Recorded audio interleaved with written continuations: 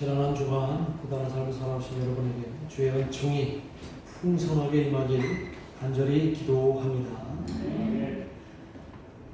우리는 살면서 힘든 것 중에 하나가 속절없이 무작정 기다리는 것일 겁니다.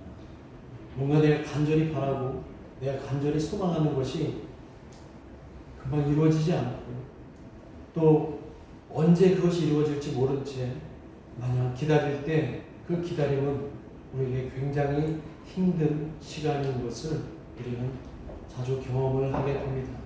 특히 힘든 상황에 우리가 처했을 때 이 힘든 상황이 빨리 벗어나기를, 이 힘든 상황이 빨리 사라지기를 바라는 그 기다림은 누구보다도 가장 고통스러울 것입니다.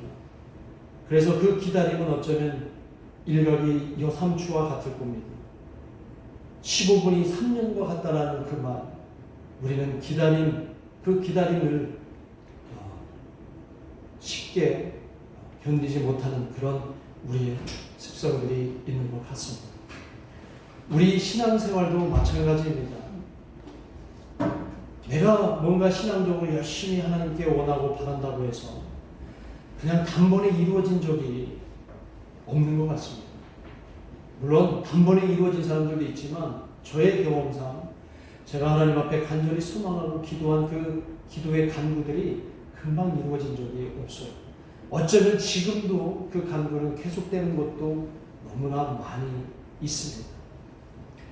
그래서 어쩌면 우리가 믿는 이 기독교는 기다림의 종교라고 저는 생각을 합니다.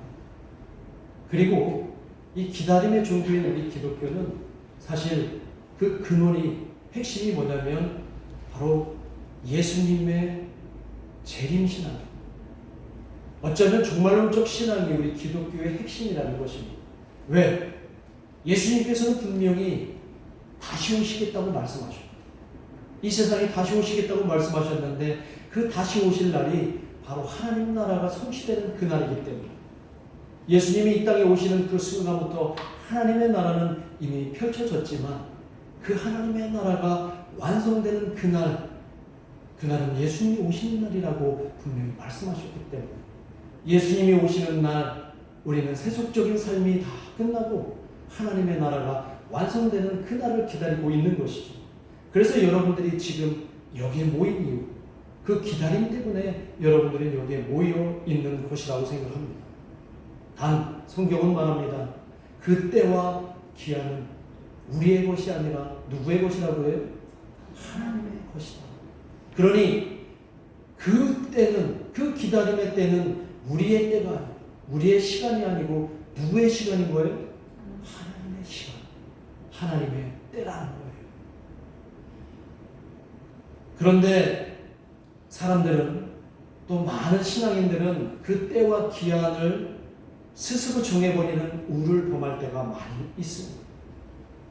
내 때인 것 마냥 그 때를, 하나님의 때를 내 시간인 것 마냥 그것을 미리 가져와서 내 판단과 내 의지로 하나님의 때를 내 때로 바꿔버리는 경우가 많이 있다는 거예요.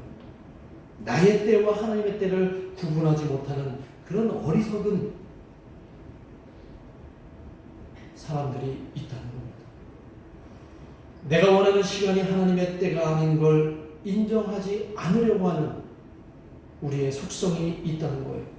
그렇게 되면 결국 그 길은 교만의 길로 갈 수밖에 없다는 겁니다. 그런데 왜 우리가 그 기다림, 하나님의 때와 나의 때를 구분하지 못할까? 그것은 우리 앞에 당면한 실존의 한계 때문이다. 실존의 한계는 우리의 생명이 유한하다는 거죠. 언제 죽을지 모르니까 빨리 이것을 우리는 이루어야 된다라고 하는 조급함, 성급함이 우리에게 있기 때문에 하나님의 때를 내 때로 가져와서 사는 경우가 많이 있다는 겁니다. 내가 원하는 것이 이루어지지 않을까 봐 조바심을 내고 이렇게 무작정 기다리다가는 그 나의 실존의 한계가 나를 덮칠 수 있다라고 하는 그 두려움 때문에 사람들은 나의 시간을, 나의 때를 스스로 찾으려고 그렇게 발버둥치는 것이라는 거죠. 그래서 오히려 우리에게는 기다림의 그 한계가 오히려 우리를 힘들게 할 수 있고, 그 기다리는 동안 우리는 너무나 고통스러울 수 있다는 것입니다. 우리를 힘들게 하는 것은 하나님 때문이 아니라 나의 욕심과 나의 욕망 때문이라고 하는 것을 오늘 우리는 기억하면서 우리는 진정으로 기다림의 어떤 그런 마음을 갖고 살아가야 되는 것을 오늘 말씀을 통해서 여러분과 나누려고 합니다. 그래서 오늘 말씀의 제목을 기다림의 미학이라고 조금 문학적으로 표현을 했습니다. 가장 기다림의 미학을 우리에게 잘 보여준 인물을 여러분에게 소개하면서 함께 말씀을 나누고자 하는데, 바로 그 주인공이 누구냐면 오늘 본문에 나오는 다윗입니다. 우리가 사무엘서를 계속 읽어오면서 이 다윗이 얼마나 기다리는 사람인가를 너무나 잘 알게 됩니다.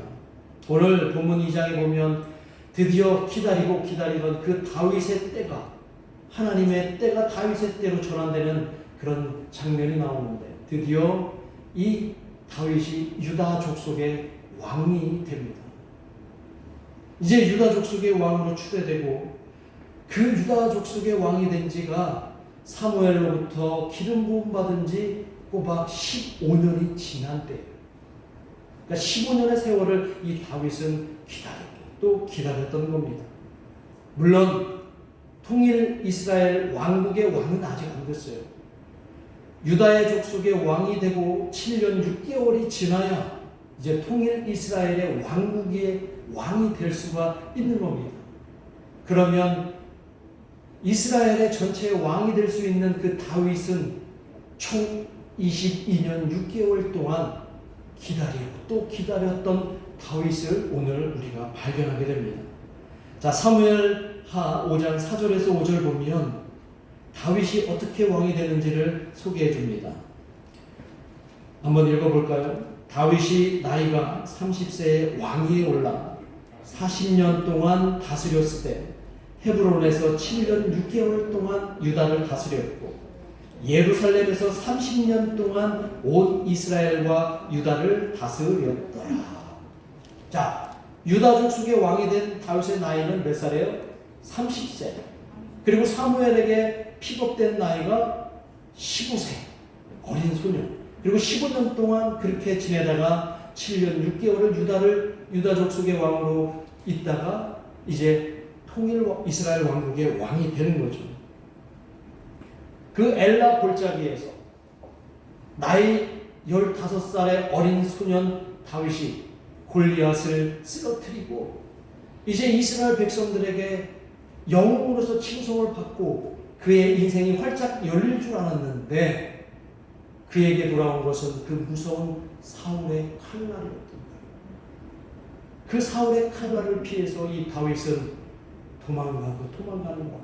마치 동가숙 서가식이라고 하는, 동쪽에서 잠을 청하고 서쪽에서 먹을 걸 취하는 거의 노숙자 신세를 15년 가까이 하게 된다는 겁니다.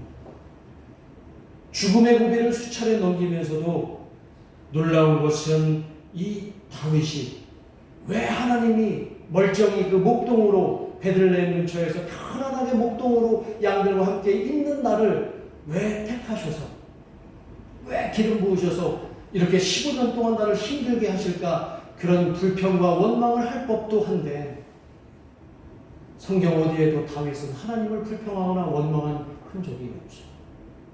그리고 자신에게 칼날을 겨누고 자신을 그렇게 자신의 아들처럼 사랑했던 그 사울이 자신을 죽이려고 완전히 변심하고 죽이려 온 그 사울조차도 이 다윗은 미워하지 않았다. 오늘 그 모습을 보면서 다윗은 기다림의 사람이에요. 때를 기다리는 거예요. 하나님이 다윗에게 들려주셨던 그 때를 기다리는 거예요. 지금은 다윗의 때가 아니다, 내 때가 아니라 하나님의 때임을 인식했던 겁니다.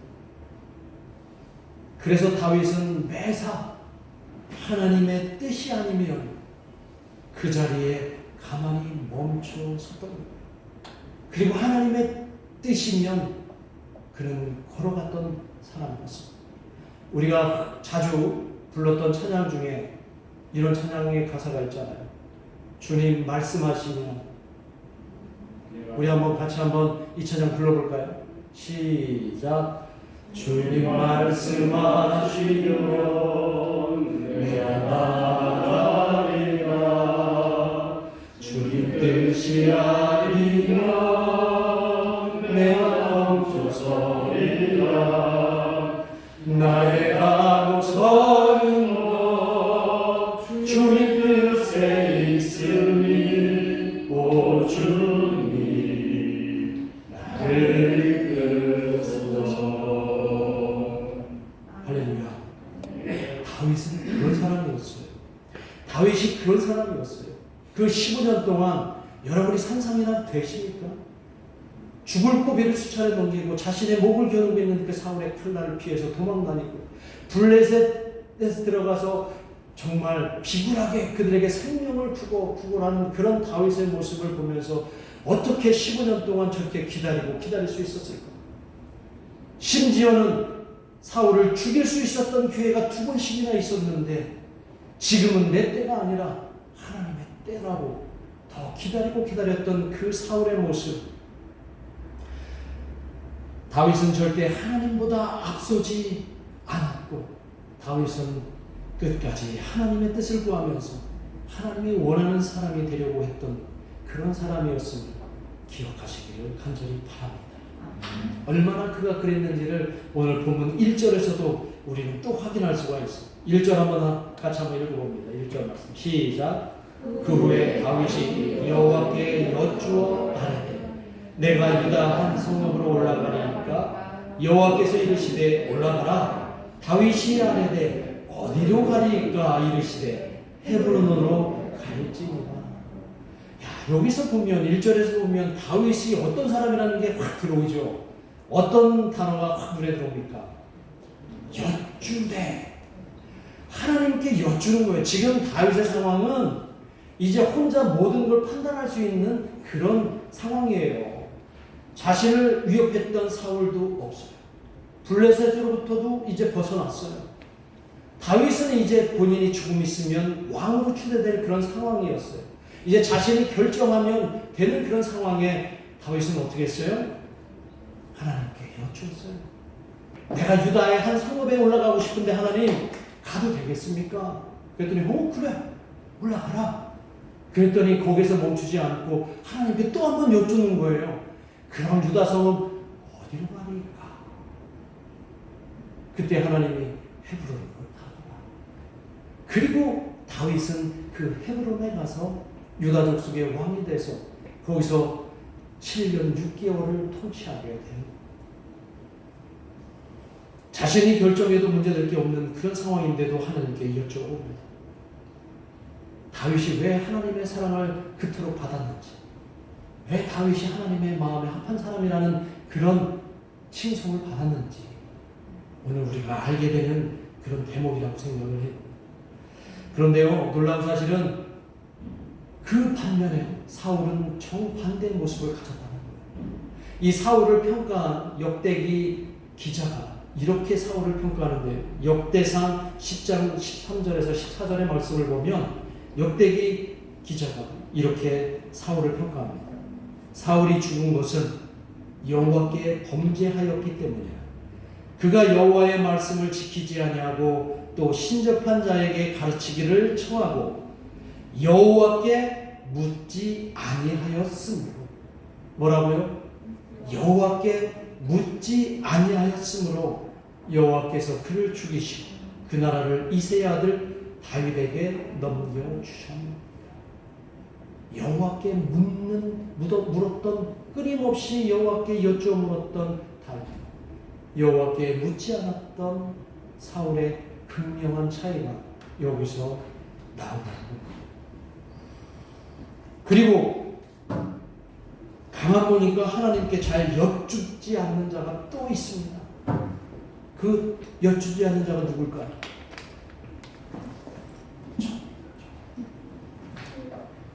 제가 그렇게 여쭙지가 않아요. 제가 남들만큼 좀 배우고 또 남들만큼 경험이 조금 있다고 해서 그리고 뭐 목회 경력이 조금 있다고 해서 많이 교만해 있는 모양입니다. 매사 하나님께 여쭈어야 되는데 여쭈지 않는 경우가 너무 많아요. 제 지식으로 제 경험으로 판단합니다. 기다리지 않은 적도 너무 많았어요. 기다리는 게 너무 고통스러울 때가 많아요. 왜 하나님이 여기다가 기회를 세우시고 왜 저를 이렇게 힘들게 하시니까 이런 원망, 불평 했을까요? 안 했을까요? 어떻게 이렇게 잘 알아요? 가끔 했어요. 매번 하지 않았어요. 하나님께 먼저 여쭤봐야 되는데 하나님, 내가 여기서 뭘 할까요? 하나님, 내가 여기서 하나님의 뜻을 통해 무엇을 우리 성도들과 함께 할까요? 이런 걸 여쭈기 전에 하나님, 왜라는 말을 내 뜻대로 제 뜻대로 결정하고 행하는 경우가 너무 많았습니다. 무작정 기다려야 할 때 제 멋대로 행할 때도 너무 많습니다. 힘들다고 투정하고 불안하다고 다른 것에 기웃댔을 때도 많이 있었습니다. 이 모습이 바로 사울의 모습이 아니고 무엇이겠습니까? 그래서 오늘 저는 그 사울의 모습을 버리고 매사 하나님께 여쭙는 다윗의 모습을 갖기를 간절히 소망합니다. 그렇다면 여러분들은 어떤 모습을 갖고 계십니까? 매사 하나님께 여쭙는 다윗의 모습이십니까? 아니면 여러분의 뜻대로 하나님의 때를 자신의 때로 가져와서 기다리지 않고 그냥 해버리는 사울의 모습을 갖고 계십니다.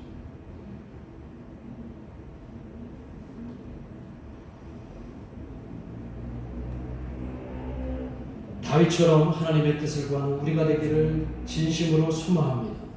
그 소망이 우리의 기다림을 아름답게 만들어 주리라고 저는 분명히 믿습니다.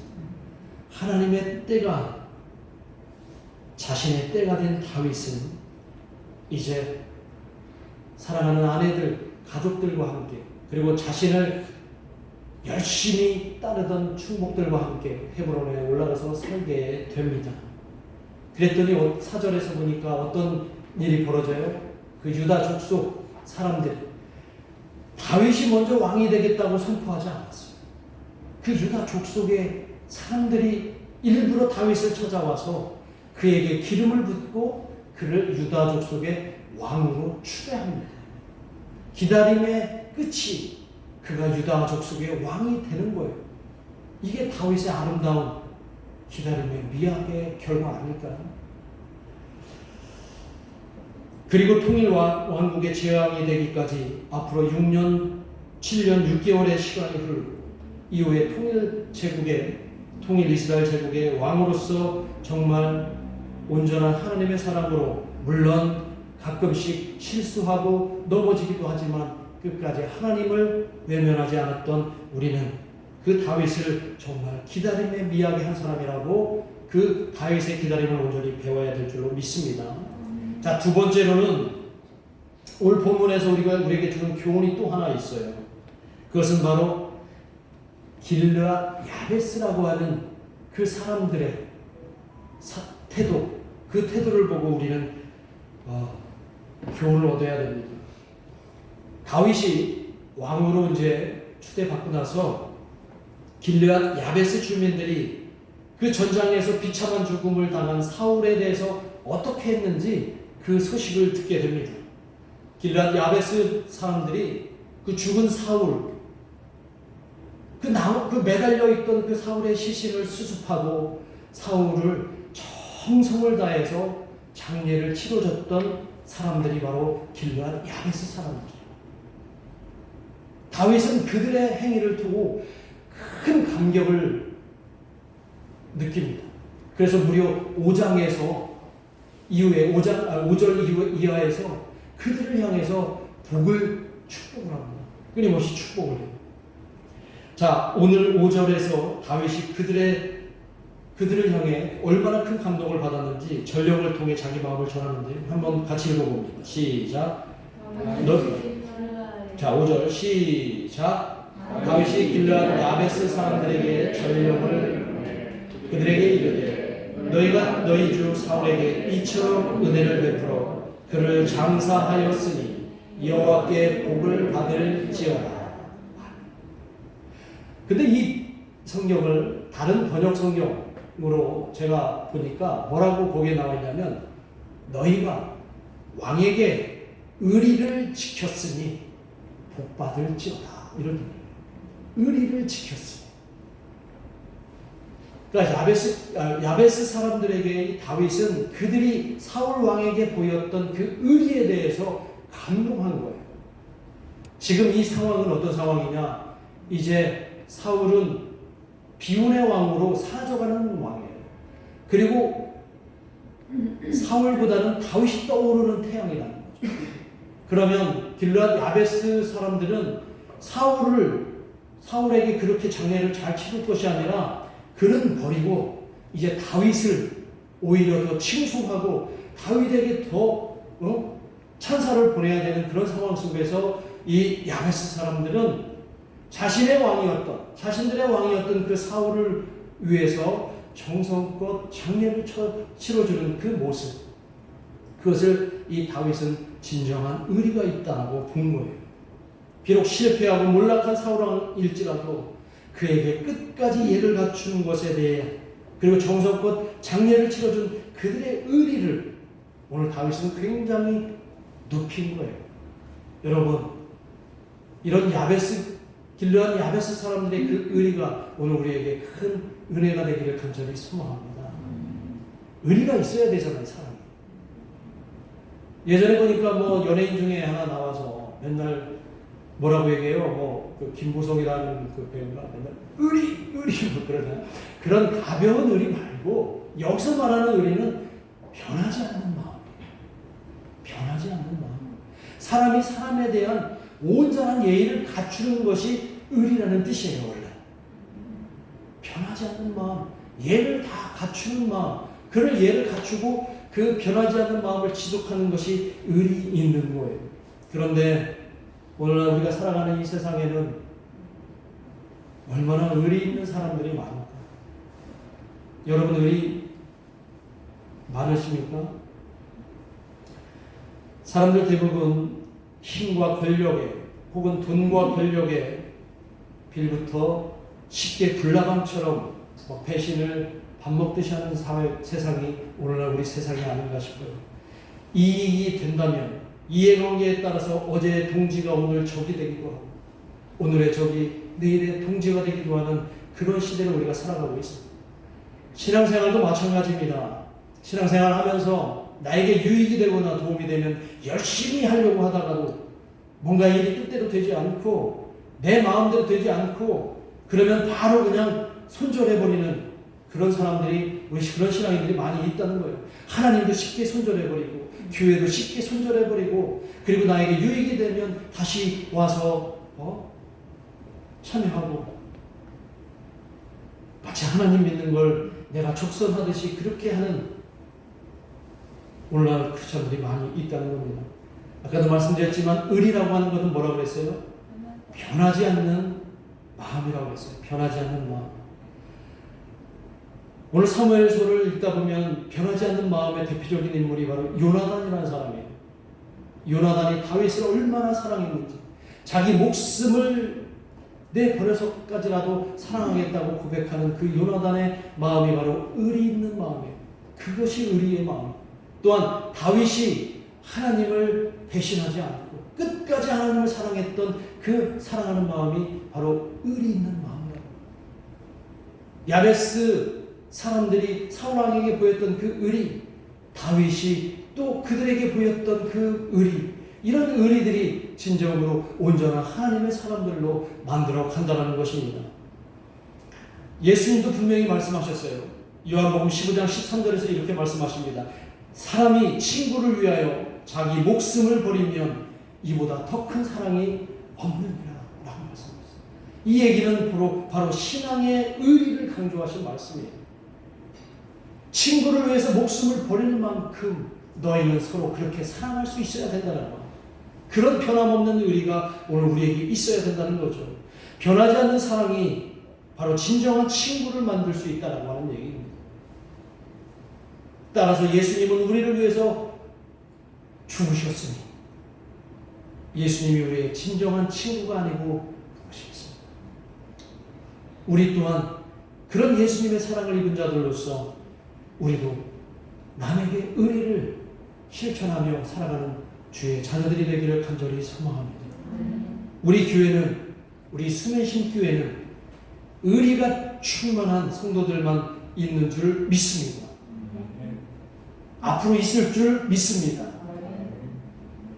여러분 의리 있는 성도가 되기를 간절히 소망합니다.